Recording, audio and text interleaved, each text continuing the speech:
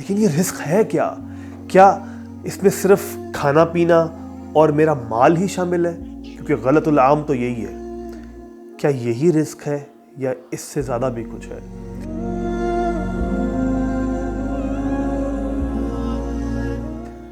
Risk का word अरबी ज़ुबान में हिस्से के लिए इस्तेमाल होता है, जिसको इंग्लिश में आप कहेंगे माई शेयर।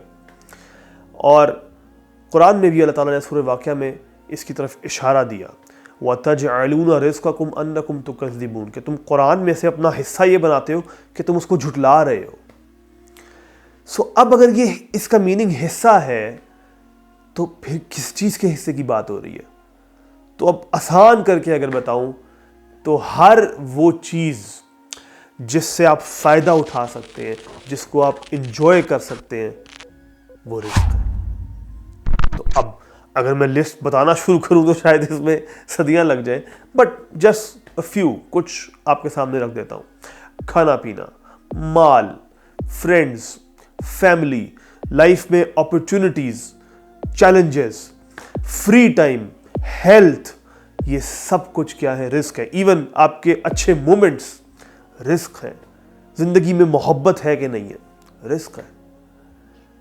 अब अगर ये बात समझ आ जाती है तो रिस्क के बारे में हमने क्या कहा कि जो मेरा है मुझे मिलकर रहेगा और मैंने उसके लिए क्या करनी है? एफर्ट।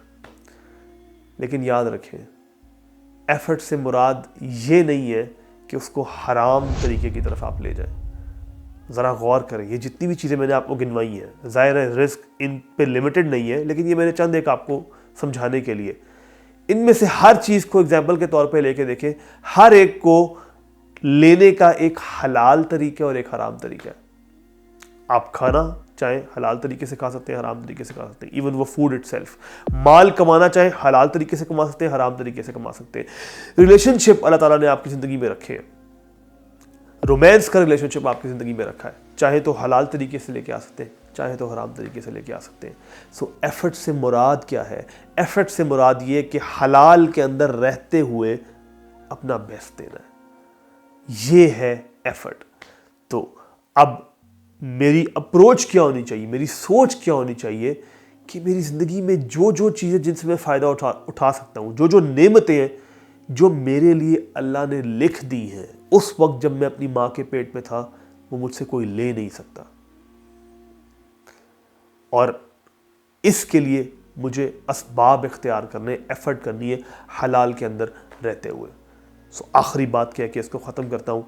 रिज़्क के लिए जब निकले, जब रिज़्क की तलाश में रोज़ सुबह निकले, उस हदीस को याद करें जो हमने एक एपिसोड में डिस्कस की थी।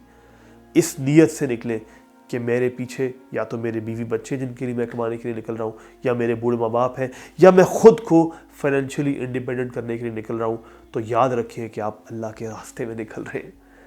इस नीयत से जब निकलेंगे, इस माइंडसेट के साथ निकलेंगे, तो उस कोशिश को भी, वो जो आप रिस्क के लिए कोशिश कर रहे हैं, जब माइंड में ये होगा कि मैं अल्लाह के रास्ते में हूँ, तो उस एफर्ट को भी आप इंजॉय करेंगे। उस एफर्ट पे भी आप थकेंगे नहीं, बल्कि आपके माइंड में ये होगा कि ये तो मैं अल्लाह की राह में निकला हूँ। और जब हम ये कर लेंगे तो हम ज़िंदगी को उस नज़र से देखेंगे जिसको हम कहते हैं कुरानिक लेंस।